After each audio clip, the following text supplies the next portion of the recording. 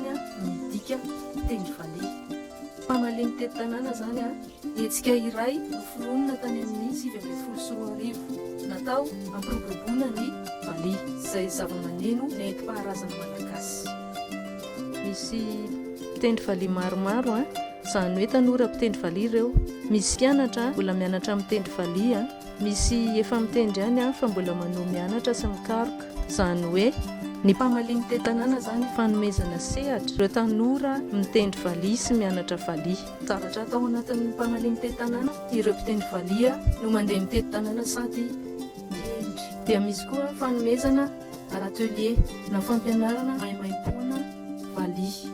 Tao anatin'izay taon'izay nefa tsy afaka nanao ny mpamalen'ny tety tanàna zany no toe-java-misy. Fa ny mba sehatra ny fampisehoana ny mpamalen'ny tety tanàna amin'ny anaty tambazotra sosialy. Mampiseho tanàna iray dia mitendry valihy izy avy eo. Manasanareo anjony mpamalen'ny tety tanàna 20 saotra.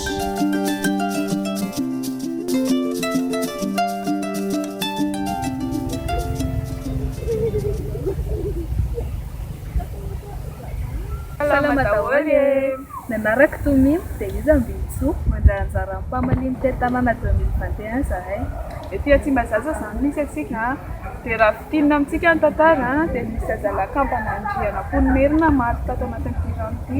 Dia avy eo mpanjaka nanao sary sikotra volamena dia nasipony tao sazy teny izy hoe ity rano ity dia tsy anjaza. Dia izay nahatonga andianana hoe Tsimbazaza.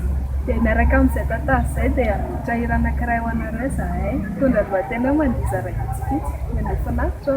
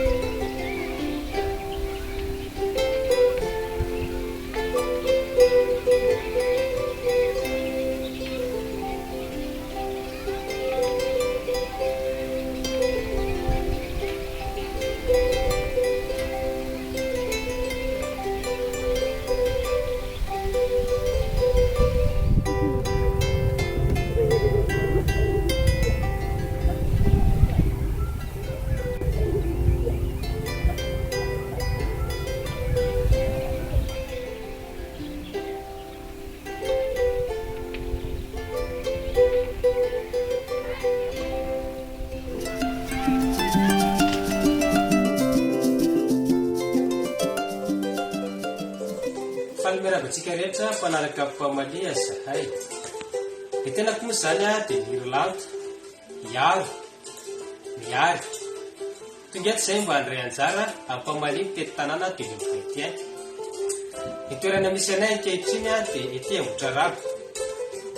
Koa fitiniko fohifohy aminareo izany hoe tantaran'ny Ambohidrarabo izany eo Madagasikara tantara Madagasikara.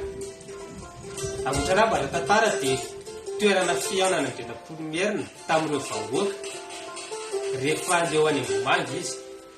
Teo koa ny toerana nanirahany miaramilany fandavonany Jordany izay legioma tsy nitovy fomba fijery taminy amin'ny fampiraisana ny fanjakany.